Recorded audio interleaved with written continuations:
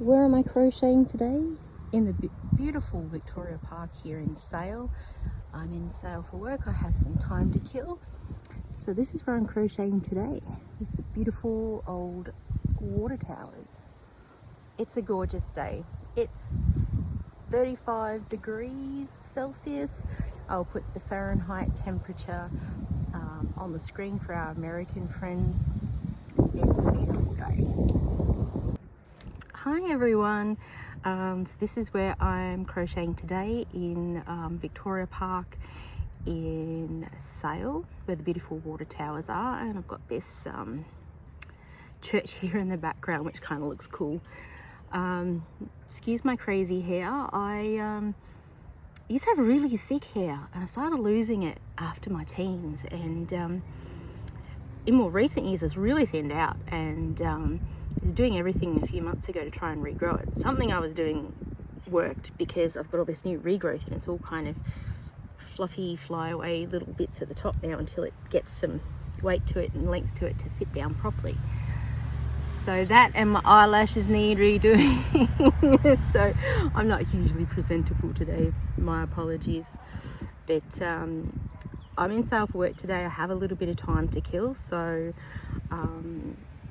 that's what I'm doing. I'm making these crochet roses.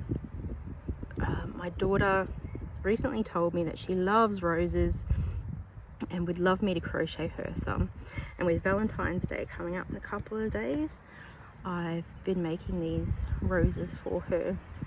So that's what I'm doing today. And on top of that, I'm using a new crochet hook set that I'm going to do a review for you guys very soon.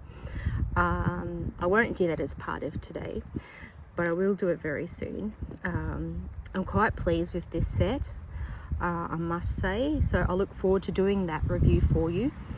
And I think I'm going to actually gift this set to somebody who I will be teaching to crochet very soon, who wants to make a special gift for her partner. So yeah, I look forward to, I've got actually a few sets to review that I've been testing out the last couple of weeks, and much more happier with this set than that purple set, these other few sets than that purple set that I got. If you haven't seen that video, go and give that a look, because you'll see the issues that I had with that one. So I ordered a few more from different places and been trying them out, and so far so good. Yeah, so let's get into a little bit of rose making here in the beautiful Victoria Gardens on this stifling day. There is a bit of a breeze, as you can see by my crazy hair flying around, which is lucky because it's like 35 degrees Celsius today. It's a warm day, 36 actually it may be. So I will pop the Fahrenheit down here for our American friends so that you can get an idea of just how warm it is today. Without this breeze it would be absolutely terrible. Anyway, no more wasting time, it's time to crochet. Okay, I just had to pause the video while I counted out the amount of chains that I needed. So glad the guy at the servo talked me into buying a second drink, because I'm almost done with my first one and I've still got at least a half an hour to kill. Alrighty, so I got this pattern from a tutorial on YouTube that was really super easy. If I remember, I will link the tutorial in the description in case you would like to make these beautiful roses too. I actually learnt to crochet from YouTube. I had my daughter and she was a bub, and there were all these really super beautiful things that you could make for babies that were crocheted. And so I started asking people I knew who I knew crocheted if they could make that for me. then after a while I was like, you know what, I'll probably learn to do that and make it myself. I begrudge paying for anything I can make myself, which I think I've said before, maybe in the introductory video that Sally and I did. So I approached a lady I know who can crochet very well, and she said, look, I can teach you, but you know, just go and look it up on YouTube. And I did, and I loved it, because I can see my hair and it's going to annoy me. Sorry, I loved it because I'm a kinesthetic learner, and for me the YouTube tutorials were perfect, because I could crochet along as the person was doing the tutorial, and I could pause it when I needed to. I could rewind, fast forward. Is it even called that anymore now that we don't have VHS anymore? You can tell what generation I belong to.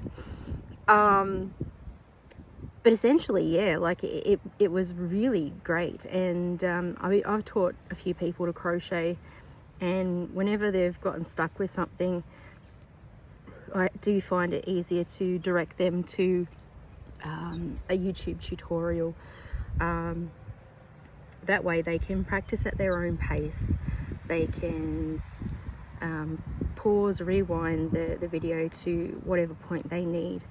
I used to have to pause to catch up all the time. Now I can actually keep up with most of the crocheters on YouTube. But I still find it a wonderful way of, because I struggle to read patterns, and for a very long time I actually couldn't read a pattern. And I would, even now that I can read patterns, I sort of learnt to read patterns, I will still probably, when I'm looking for something, I'll look at it probably maybe 5 or so patterns, and then go, bugger it, I'll just make it up as I go along.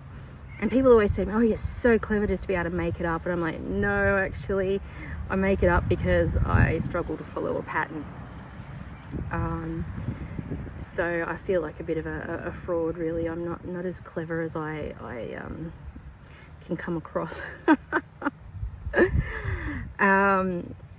Yeah, so for any other kinesthetic learners out there, I find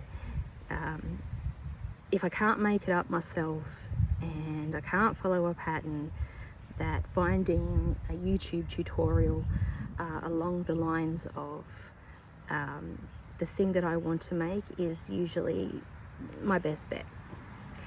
And I've made plenty of things, and after a period of time, because I've been crocheting now for, well, my daughter's 12 and I started when she was a bub.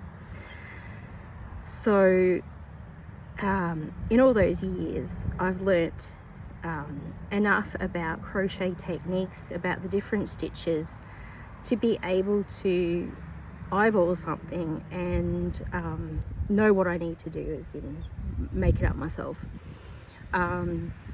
Garments of clothing used to really scare me until I learnt that increasing and decreasing is actually easy, and that's pretty much all that is required when you're making those sorts of things.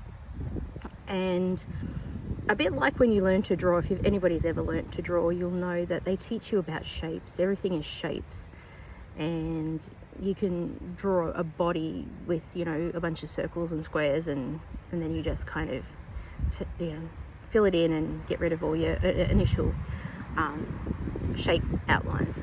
It's very much the same with crochet. Everything works on shapes.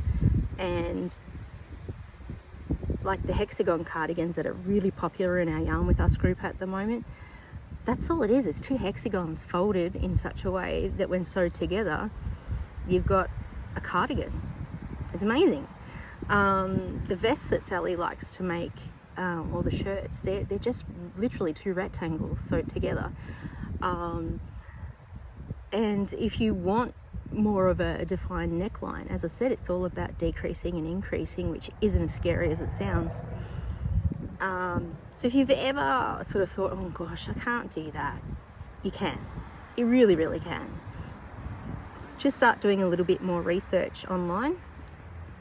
And as I said, once you've got your stitches down pat, and you know how to do an increase and a decrease, you're laughing. You can literally make anything. People often come to me and say, oh, can you make such and such? I'm like, I can crochet anything. I really can. Whether I want to or not is a different story. But and yes, I certainly have been asked to do some quite odd things over the time. The mind boggles, you wouldn't believe.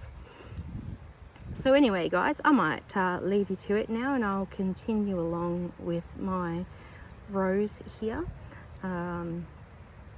It's literally only what I love about these roses. I looked at a few different tutorials online and on YouTube, and the one that I settled on, it does have to be sewn together, but it's literally just three rows. So you start with your chain, you do a row of single crochet all the way across, and then it's only just the next one row. Oh gosh, now you've got me thinking. No, yeah, it's 3 rows in total, so it really is just very simple yet very effective. And how nice would that look on a cardi or something, or a shawl? Not what I'm going to do with them. I'm not quite sure how I'm going to put these together for my daughter just yet. The application though is limitless. As I said, I'll pop the link to that tutorial down in the description box, so if you guys want to actually go and check it out for yourself and give it a go, you can.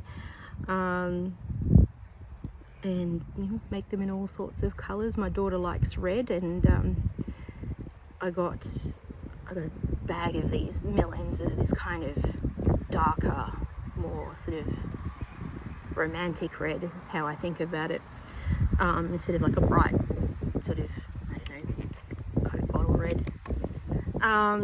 Yeah, so enjoy, and if you've got any questions regarding that, you want to chat to a fellow kinesthetic learner about how she's tackled learning her crafts, feel free to comment below. I'm happy to answer any questions. And if you're enjoying our videos, guys, please like and subscribe, and share our videos. It really helps us and our channel a great deal. Sally and I have some great content coming up for you guys, so please stick around. All right, I'm going to go enjoy this beautiful day. You do the same. Bye.